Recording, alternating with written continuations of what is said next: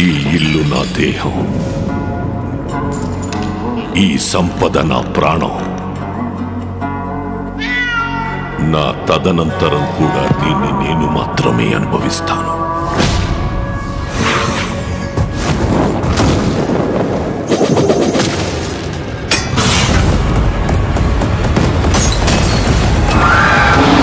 Hello hello, బండి కొంచెం మెల్లగా. అసలే మన లైఫ్ అంతంత మాత్రం.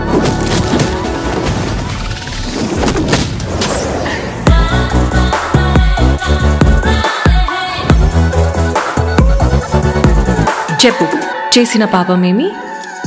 నేరాలు పాపాలేంటండి, డిగ్నిఫైడ్గా లవ్ చేస్తేనే.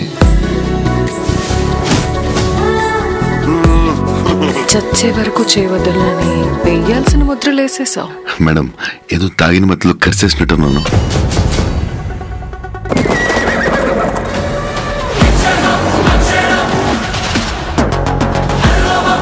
हे जगन्नाथ प्रभु, क्या हो रहा है?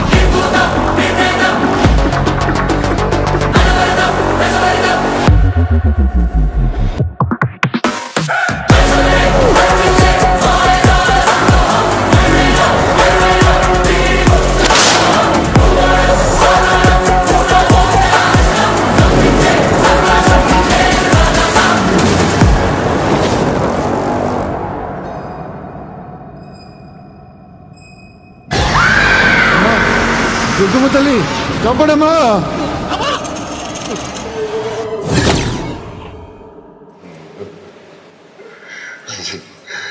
తాత వైర్ కొరికేసాడేమో చూడరా బయట.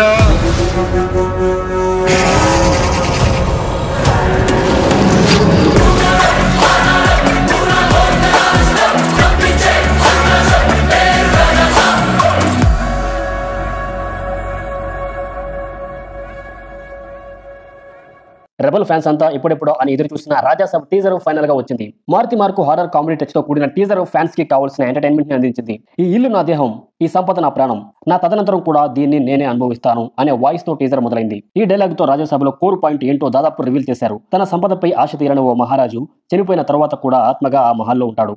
అలాంటి మహల్కి ప్రభాస్ ఎందుకు వచ్చాడు, ఏం చేశాడు అనేది మిగతా సినిమాగా ఉంటుంది. టీజర్ లో Prabhas look, performance major highlight. ఇలాంటి ఫన్ ఫుల్ క్యారెక్టర్ లో డార్లింగ్ ని చూసి చాలా కాలం అయింది. హలో హలో, బండి కొంచెం మెల్లగా. అసలే మన లైఫ్ అంతంత మాత్రం.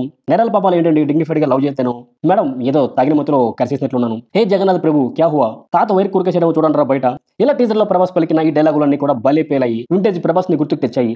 మారుతి తనకు బాగా కలిసి వచ్చిన హారర్ కామెడీని రాజ్యసభలో నెక్స్ట్ లెవెల్ లో చూపించారని టీజర్ చూస్తే అర్థమవుతుంది. ఓ మహల్ చుట్టూ సాగే కథ ఇది. యాక్షన్ కూడా కావాల్సినంత ఉంది. ముఖ్యంగా సీజీ వర్క్ బాగుంది, విజువల్స్ మంచి క్వాలిటీతో ఉన్నాయి.